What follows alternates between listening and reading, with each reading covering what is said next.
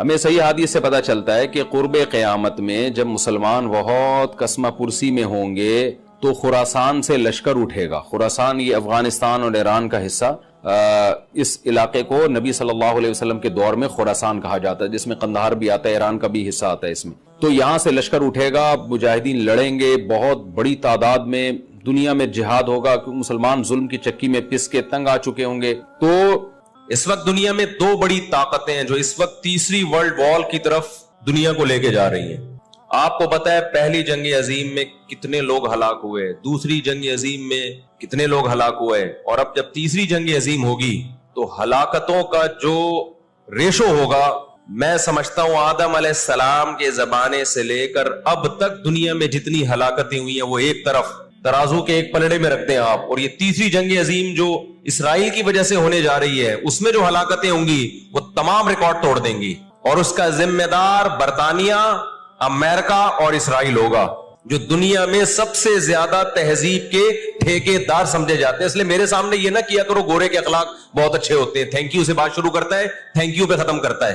یہ ان کا thank you قیامت کے دن ان کو خدا کے عذاب سے نہیں بچائے گا. ہمارا وہ شخص جو گالی سے بات شروع کر کے گالی پہ ختم کرتا ہے، خدا کی قسم ان سے اچھا ہے. وہ دنیا میں وہ ظلم اور بربریت نہیں کرتا جو یہ لوگ کر رہے ہیں. بہت آج نا ایٹیٹیوڈ ایٹیٹیوڈ ایٹیٹیوڈ، ان کے اخلاق، ان کی سڑکیں، ان کے روڈ. او بھائی دنیا کا خون چوس رہے ہیں یہ، اس اخلاق کا کیا کر رہے ہیں آپ نے؟ عراق میں جو بھوک سے بچوں کو مارا ہے وہ کس نے مارا ہے؟ مسلمانوں نے مارا ہے یا ان 27 اتحادیوں نے مارا ہے؟ وہ عراق اب تک اپنے پاؤں پہ کھڑا نہیں ہو پایا ہے. اس تباہی کا جو سینکڑوں بچے یونائٹڈ نیشن کی رپورٹ کے مطابق عراق میں بھوک سے مرے ہیں، ان کا ذمہ دار سعودی عرب ہے، پاکستان ہے، یا وہ 27 اتحادی ممالک ہیں جو سارے غیر مسلم کنٹریز ہیں جنہوں نے 27 ملکوں نے مل کے عراق پہ حملہ کیا تھا اور جھوٹا الزام لگایا کہ ان کے پاس کیمیکل ہتھیار ہے. اب بھی دنیا کو اگر ہوش نہیں آتا اور کفر کی حقیقت سمجھ میں نہیں آتی ہے، ہمارے لبرل اور سیکولر طبقے کو جو صبح و شام ان کے گن گاتے ہیں، تو پھر آپ کو اس کا اللہ کے سامنے حساب دینا پڑے گا. آج کے جو اخلاق ہیں نا دنیا میں، ان کی کیا ویلیو ہے؟ باپ پر 1 روپیہ خرچ نہیں کرنا، ماں کے لیے، ابا کے لیے اولڈ ہاؤس، اور اماں کے لیے کیا ہے؟ بولتے کیوں نہیں بھائی؟ اولڈ ہاؤس ہے. کبھی لڑتے نہیں ابا سے، کبھی لڑتے نہیں اماں سے. اس سے اچھا وہ بچہ ہے جو کبھی کبھار ابا سے لڑ بھی لیتا ہے، اماں سے لڑ بھی لیتا ہے، لیکن اسے پتا ہے کہ میں نے آخری دم تک ان بوڑھے ماں باپ کو اپنے سے جدا نہیں کرنا. وہ لڑکے توبہ استغفار کر لیتا ہے، وہ زیادہ بہتر ہے. دیکھنے میں یہ بدتمیز لگے گا آپ کو، خدا کی نظر میں اس کا مقام اس سے زیادہ ہے جو تمیز دار ہے. اس تمیز کا کرنا کیا ہے آپ نے؟ کہاں گئی وہ عالمی طاقتیں؟ کہاں گئے وہ تہذیب کے ٹھیکیدار جو ہمیں تہذیب سکھاتے ہیں؟ ساری دنیا ایک بات جانتی ہے کہ 18ویں 20ویں صدی سے پہلے مکمل فلسطین یہ کس کے پاس تھا؟ بولو بھائی. یہ عربوں کے پاس تھا، مسلمانوں کے پاس تھا، ایک عرب کنٹری تھا. کون سے لا اور کون سے قانون کے تحت اس کو یہودیوں کے حوالے کیا گیا؟ زیادہ لمبی بحث نہ کیا کریں، اسے کہیں ماضی کی طرف جاؤ. کون سے قانون کے تحت اس میں یہودیوں کو لا کے زبردستی بسایا گیا ہے؟ آج بہت سے لبرل لوگ، سیکولر لوگ، یا وہ مذہبی لوگ جو اصل میں ان کے دماغ میں سافٹ ویئر سیکولرزم ہی کے انسٹال ہوئے ہیں، انہوں نے لبادہ مذہب کا وڑا ہوا ہے. آج وہ بھی چھپے لفظوں میں اسرائیل کی حمایت کر رہے ہوتے ہیں کہ جی زمینیں تو فلسطینیوں نے بیچی تھی یہودیوں کو. آپ اگر اپنے ملک میں کسی کو زمین خریدنے دیتے ہو تو کیا اس کا یہ مطلب ہوتا ہے کہ کل وہ آپ کا باپ بن جائے؟ دنیا میں کہیں کسی کنٹری میں یہ لا ہے کیا؟ آپ نے اجازت دی اپنے پڑوس میں آ کے کسی شخص کو رہنے کی، کل اس نے آپ کے مکان پہ بھی قبضہ کر لیا، کل اس نے اپنی ریاست کا اعلان کر دیا. دنیا میں کہیں بھی اس بات کو تسلیم کیا جائے گا؟ دنیا میں 2 بڑی جنگیں ہو چکی ہیں، ان دونوں بڑی جنگوں میں کہیں بھی کسی مسلمان کا نام بولو نہیں آئے گا، کہیں بھی نہیں آئے گا کہ یہ کسی فلاں مسلم کی وجہ سے ہوئی ہے یہ جنگ. اور اب تیسری جنگ عظیم کی طرح، اور یہ جنگ ہوگی، یہ ذہن میں رکھیں، کیونکہ فلسطینی کسی قیمت پہ بھی یہودیوں کا تسلط فلسطین میں برداشت نہیں کریں گے. They fight to die. وہ لڑ کس کے لیے رہے بھائی؟ بولو موت کے لیے. جو موت کے لیے لڑتا ہے اس کو تو زمین چاہیے ہی نہیں، اس کو اپنا فرض ادا کرنا ہے. بھائی نہیں ہو سکتا، یہ نہیں ہو سکتا. اگر آپ فلسطینیوں کو دبانے کی کوشش کرو گے کہ جنگ کے زور سے ہم ان کو دبا کے ان پہ تسلط قائم کر لیں، تو 60-70 سال سے زیادہ عرصہ ہو گیا جنگ کے ذریعے ان پہ کنٹرول کرنے کی. اب تک کنٹرول، یہ 60 سال کا عرصہ بہت ہوتا ہے، اور اس میں آپ یہ نہ دیکھیں کہ چند یہودی تھے، چند ہزار یا چند لاکھ، اس کے پیچھے بہت بڑی طاقت جس کو امریکہ کہا جاتا ہے، اس طاقت کا بھرپور استعمال، اس کی مکمل سپورٹ کے بغیر کے باوجود بھی اب تک فلسطین پر مکمل کنٹرول نہیں ہوا ہے۔ انہیں کیا مل رہا ہے ان فلسطینیوں کو بھائی؟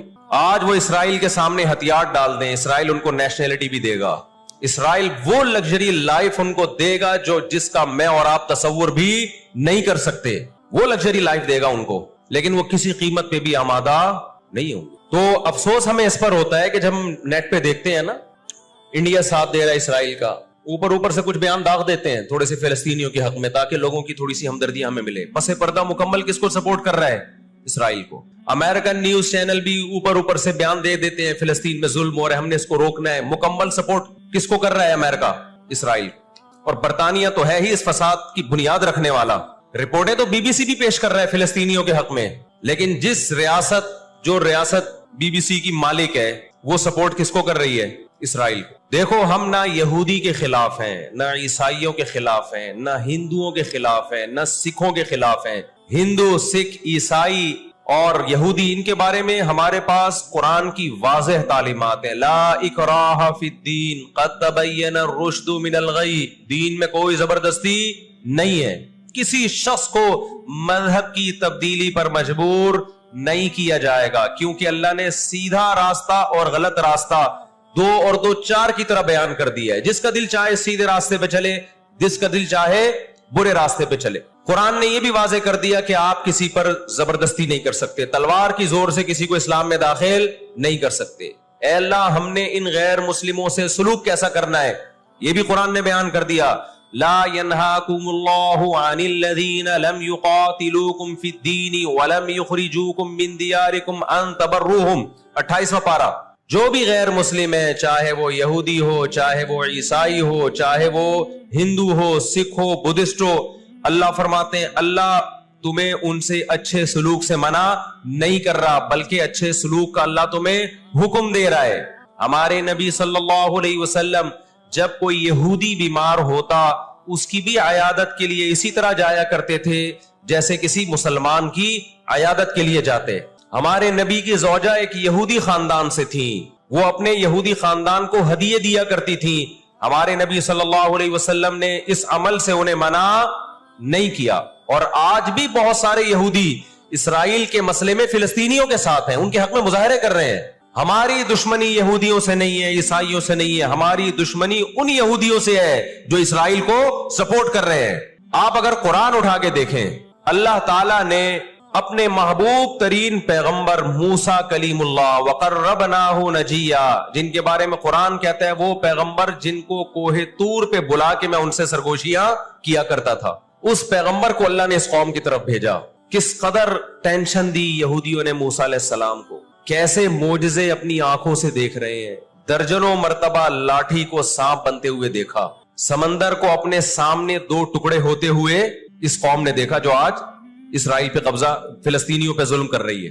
آج یہودی کیا کہتے ہیں کہ بیت المقدس ہمارا ہے، ہمارے پیغمبر موسیٰ علیہ السلام، ابراہیم علیہ السلام، یعقوب علیہ السلام، اسحاق علیہ السلام، یہ تو سارے ہمارے پیغمبر ہیں، یہ سارے ہمارے پیغمبر ہیں، تو یہ ہمارا قبلہ ہے۔ یہ قرآن کیا کہتا ہے؟ آپ سورہ بنی اسرائیل اٹھائیں، وَقَضَيْنَا إِلَىٰ بَنِي إِسْرَائِيلَ فِي الْكِتَابِ لَتُفْسِدُنَّ فِي الْأَرْضِ مَرَّتَيْنِ وَلَتَعْلُنَّ عُلُوًّا كَبِيرًا فَإِذَا جَاءَ وَعْدُ أُولَاهُمَا بَعَثْنَا عَلَيْكُمْ عِبَادًا لَنَا أُولِي بَأْسٍ شَدِيدٍ فَجَاسُوا خِلَالَ الدِّيَارِ وَكَانَ وَعْدًا مَسْئُولًا ثُمَّ رَدَدْنَا لَكُمُ الْكَرَّةَ عَلَيْهِمْ وَأَمْدَدْنَاكُمْ بِأَمْوَالٍ وَبَنِينَ وَجَعَلْنَاكُمْ أَكْثَرَ نَفِيرًا إِنْ أَحْسَنْتُمْ أَحْسَنْتُمْ لِأَنفُسِكُمْ وَإِنْ أَسَأْتُمْ فَلَهَا فَإِذَا جَاءَ وَعْدُ الْآخِرَةِ لِيَسُوءُوا وُجُوهَكُمْ وَلِيَدْخُلُوا الْمَسْجِدَ كَمَا دَخَلُوهُ أَوَّلَ مَرَّةٍ وَلِيُتَبِّرُوا مَا عَلَوْا تَتْبِيرًا۔ اللہ کہتے ہیں ہم نے تمہیں 2 چانس دیے بیت المقدس میں، 2 چانس، 2 دفعہ ہم نے تمہیں بیت المقدس پہ غلبہ عطا کیا، لیکن جب تم نے بدعمالی کی، تم اپنی تاریخ اٹھا کے دیکھو، 2 دفعہ تمہاری بیت المقدس میں دھنائی ہوئی ہے، 2 دفعہ تمہاری پٹائی ہوئی ہے بیت المقدس میں، اور وہ تمہاری بدعمالیوں کی وجہ سے ہوئی ہے۔ تو یہودیوں کے ہاتھ سے جو بیت المقدس نکلا ہے وہ ہماری وجہ سے نہیں نکلا, وہ کس کی وجہ سے نکلا ہے؟ ان کی اپنی ناشکریاں اور اپنی بدعمالیوں کی وجہ سے نکلا ہے. اللہ نے پھر عیسائیوں کو غلبہ عطا کیا بیت المقدس پہ. دنیا میں 3 مسجدیں ایسی ہیں جو اللہ کی نظر میں بہت مقدس ہیں, اور ان پر حکومت کرنے کا حق, کنٹرول کرنے کا حق اسی کو ہے جو اللہ کے دین برحق کو ماننے والے ہیں. یہ اسلام کی روشنی میں, ایک مسجد حرام, ایک مسجد نبوی اور تیسری مسجد اقصی, یہ اسلام کی روشنی میں. اور دنیا کے قوانین کی روشنی میں بھی دیکھا جائے, ہو سکتا ہے یہودی کہ میں اسلام کو نہیں مانتا, امریکہ کہے میں اسلام کو نہیں مانتا, آپ نہ مانیں اسلام کو, لیکن آپ ریاستوں کے حقوق کے تو قائل ہیں نا. 18ویں 19ویں صدی کے آخر میں دنیا میں جن جن ممالک کی لکیریں کھنچ چکی تھیں, پوری دنیا کا معاہدہ ہے, پوری دنیا کے ایگریمنٹ ہے کہ جس ریاست کو ہم نے تسلیم کر لیا ہم اس کے خلاف مسلح لڑائی, بولو نا, نہیں لڑ سکتے. مجھے ایک بات بتاؤ, آج اگر برطانیہ اٹھ کے پاکستان پہ حملہ کرتا ہے, دنیا کس کو برا بھلا کہے گی؟ بولو نا, کیا ہو گیا؟ برطانیہ کو کہے گی نا. اگر وہ کہے کہ میں یہاں پہلے حکومت کر کے گیا ہوں, یہودی کہتے ہیں نا ہم نے بیت المقدس پہ حکومت کی ہے لہذا ہمارا حق ہے. بھائی حکومت تو برٹش نے بھی کی ہے پورے بر صغیر پر, لیکن آج کیا برطانیہ کو اجازت دی جائے گی کہ چونکہ آپ پہلے ہندوستان پہ حکومت کر کے گئے ہیں لہذا آپ دوبارہ بھی اٹیک کر سکتے ہیں؟ کیا دنیا کے کسی قانون میں اس کی اجازت دی جا سکتی ہے؟ یہی کہا جائے گا بھائی ونس اپون اے ٹائم